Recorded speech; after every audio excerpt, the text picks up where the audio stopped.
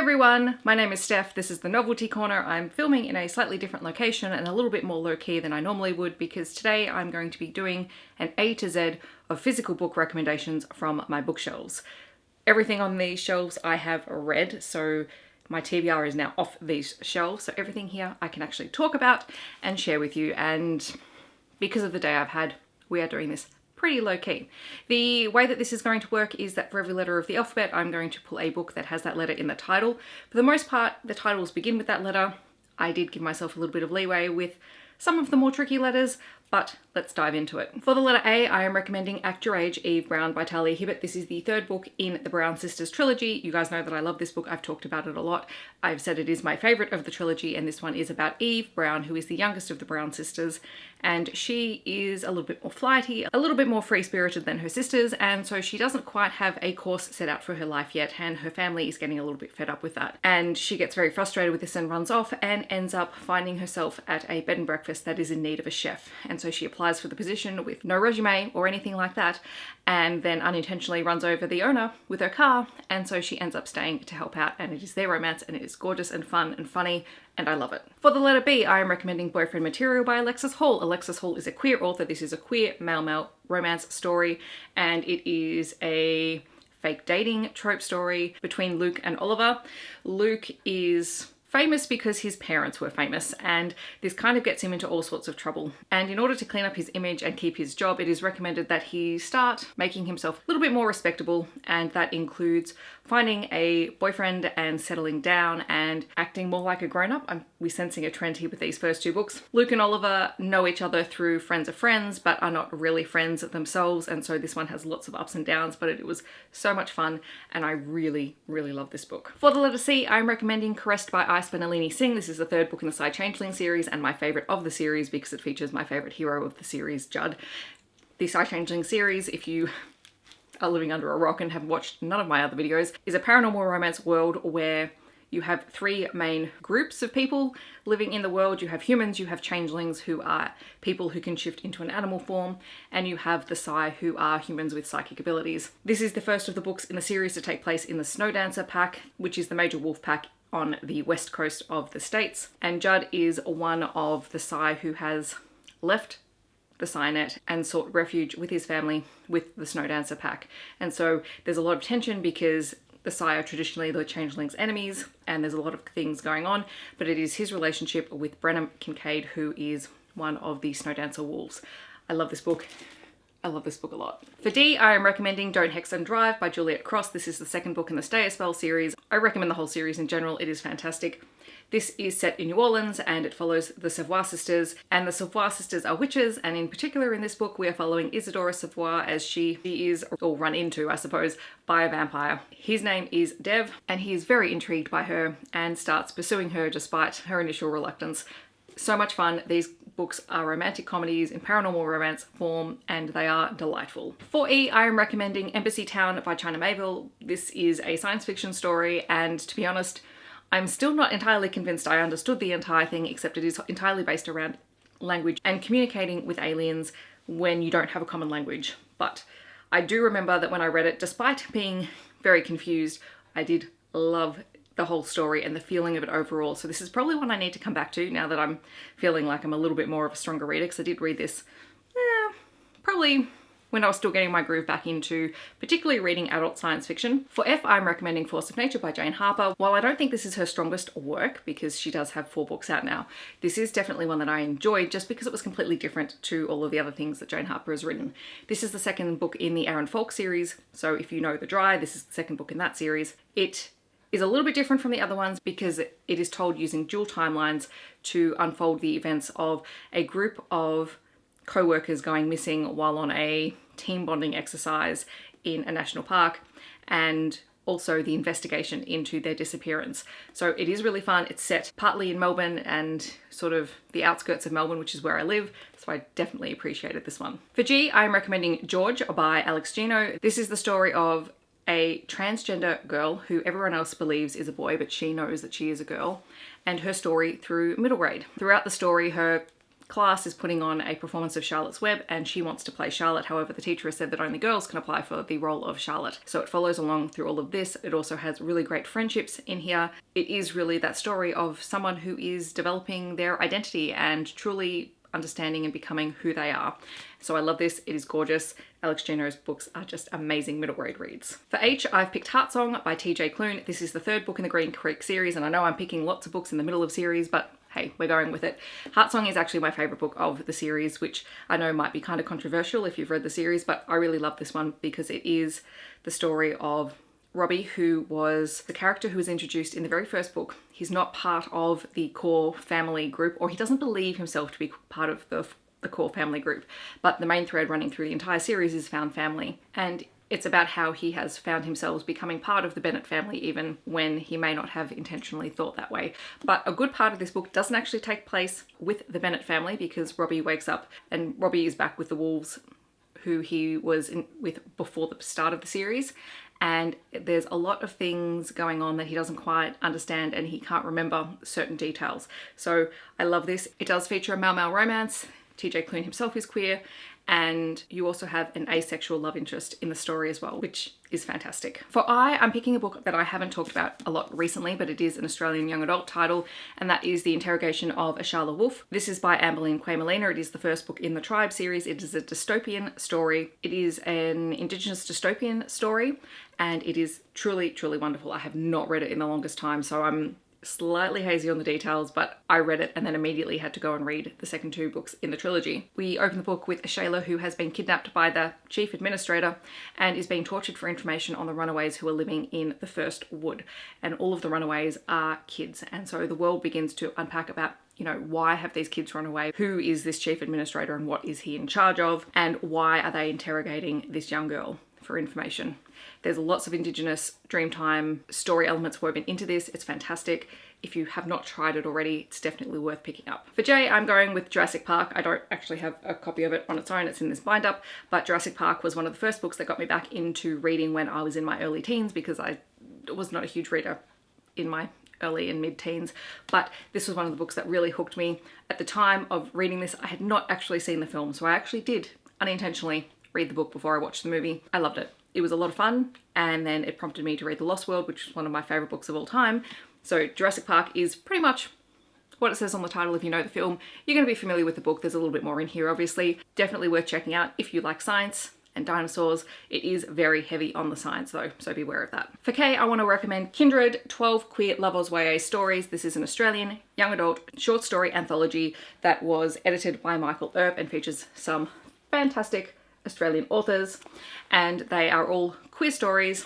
They really unpack what it means to be queer, what does it mean to be human, what does it mean to find your place in the world. So I loved it. I think there are some really fantastic Australian young adult short story anthologies out there, and this is definitely one of them. So this is one that is worth picking up if you come across it. For L, I have Lock In by John Scalzi. This is a science fiction thriller type story. We basically have a world where there has been an illness and a certain percentage of the population now find themselves locked into their bodies. So they're physically paralyzed, they can't move, but their brain functions perfectly normally. And to combat that, they have developed ways of that human consciousness that still exists being able to inhabit either other people for short periods of time or synthetic bodies. And they've also got a virtual reality environment where the locked in can interact with one another. And of course, with all of those things get complicated. It's a really interesting concept if you are looking for science fiction that's, you know, based on Earth and not in space. For M, I have M is for Magic by Neil Gaiman. This is a middle grade young adult-ish short story anthology of stories that have magical, scary / horror-ish elements in it. It is a great little collection. It's one that I have reread time and time again, so worth checking out. For N, I have None Shall Sleep by Ellie Marnie. This is another Australian young adult story. This one is definitely a thriller. It's also a historical thriller because it's set in the 80s and that's now technically considered historical fiction.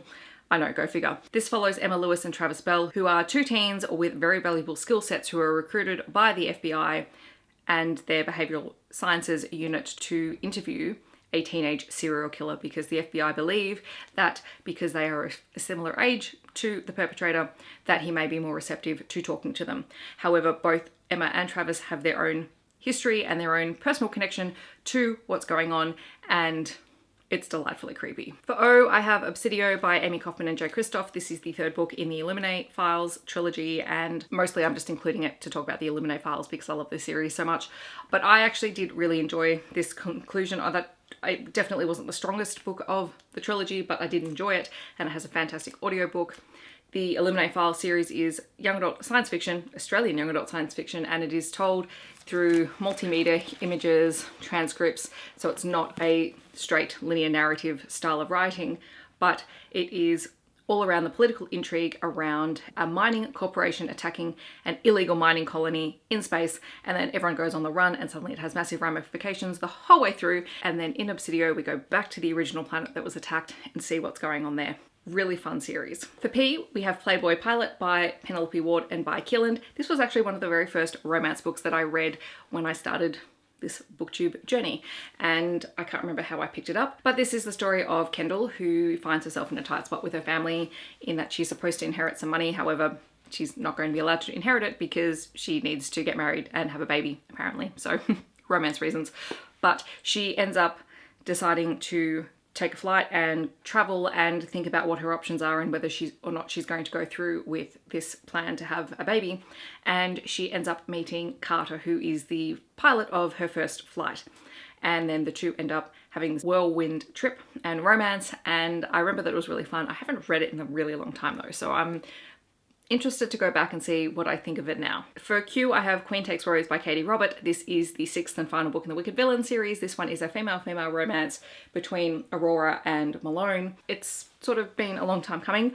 I don't think this was the strongest book of the series again, but I did enjoy it, and I enjoyed getting Aurora's story because she was one of my favorite characters through the entire series. She just popped up everywhere and she's a gorgeous ray of sunshine. So this is also a bit of grumpy sunshine as well. If you're unfamiliar with the Wicked Villain series, it is a dark romance series with BDSM elements all the way through the series that focuses on Disney fairy tale retellings where one of the characters ends up with the villain from the original story. For R, I have Rogue Protocol by Martha Wells. This is the third book in the Murderbot Diaries series. If you're not reading this series, you're sleeping on it because it is fantastic. It is a science fiction series. Most of the books are novellas. There is one full-length novel, and it follows a sort of half-human, half-artificial intelligence sec unit who has hacked its own systems, now has slipped its owner's leash, and basically wants to spend the entire time watching soap operas.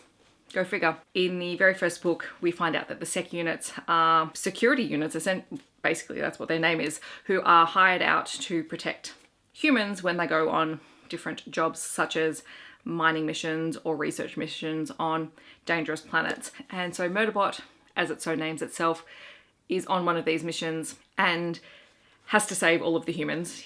Murderbot is constantly disdainful of the humans around them because they're usually in need of saving, and that's its job. And it gets very put out when it has to put off watching its soap operas to do that. The entire series is just fantastic fun, very easy to read, very quick, and very entertaining. For S, I have Sleeping Giants by Sylvain Novell. This is the first book in the Themis files. This is another science fiction series. This is also told through interviews as well and is fantastic on audio. It is about a woman who, as a young child, found a giant metal hand in the earth, and she has spent her whole life studying it and what it is, where it's come from, what it's made of, and in this book she starts to get answers, and it is all very complicated and very, very interesting. For T, I have Tales from a Tall Forest by Sean McAuliffe. This is an Australian middle grade-ish, young adult-ish fairy tale retelling, warped fairy tale sort of collection of stories, and it is one of the most beautifully illustrated books ever. If you've been on my channel for any length of time, you will have known that I talk about this all the time because everything about this book makes me happy. I mean, I still want this as wallpaper. It is just gorgeous.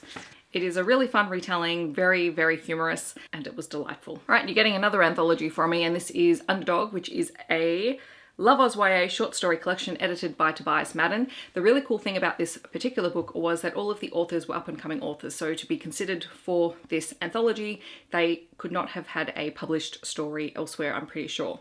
And it is just delightful. So many really wonderful stories in here, lots of great upcoming authors, and it's been a while since I've been through the author list, but I really should go and check out and see who's continued to write, because I think that would be really fascinating. For V, I have Vicious by V.E. Schwab. This is a science fiction ish type story about two university or college students who begin investigating how to develop superpowers, and they both become their own heroes and villains for each other. And they're all very morally grey characters, which are always my favourites. For W, I have Wicked and the Wallflower by Sarah MacLean. This is the very first Sarah MacLean book that I ever read, and I'm so glad that I did. I love this series. It is the first book in the Bare Knuckle Bastards series. It is the relationship between Lady Felicity Faircloth and Devil, who is sort of one of the kings of the underworld. Really fun. Sarah MacLean writes fantastic historical romance books that are very modern in their feel. So well worth checking out. For X, I have X-Men, the movie novelization, apparently still. Over the years, I've collected a lot of random books, and I was obsessed with the X-Men films, so this is basically that in book form. I cannot tell you anything about the writing style because I would have read this like 20 years ago now, I think. When was it published? Yeah, it was published in 2000, so don't I feel old. For Y, I'm repeating an author, but that's only because I had no other choice in terms of physical books on my shelf, and that is Your Dad Will Do by Katie Robert. This is the first book in her Touch of Taboo series, which are very short, steamy taboo romance books. This one is about Lily, whose fiance, I think, cheats on her, and in retaliation, she, after they've broken up, she ends up planning on seducing his father after many, many years of being very attracted to him. This is super short, super steamy, and really, really fun to read. Finally, for Z, I have The Great Zoo of China by Matthew Riley. I had to, go to the second word, but, it does have Z in the title. This is essentially Jurassic Park with dragons. And that's basically all I can tell you about the summary. I haven't read it in years, but I am definitely due for a reread. Matthew Riley's books are just bonkers and bananas and, potentially problematic these days, but they're still bonkers and bananas and action movies in a book. Okay, so that is an alphabet of recommendations for you. I tried to include lots of different genres and readership age groups because that's what I read. I read a variety of things. I do have another one of these videos planned. I'm thinking of doing a digital one, so of the ebooks that I have, so stay tuned. And if you can think of any other themes or topics where I could do an A to Z video, feel free to let me know in the comments. If you want to let me know that you are here but you don't want to leave a comment, feel free to leave me a dragon emoji. I hope that wherever you are in the world, you are staying safe and healthy, and I will see you in my next video. Thanks so much for watching.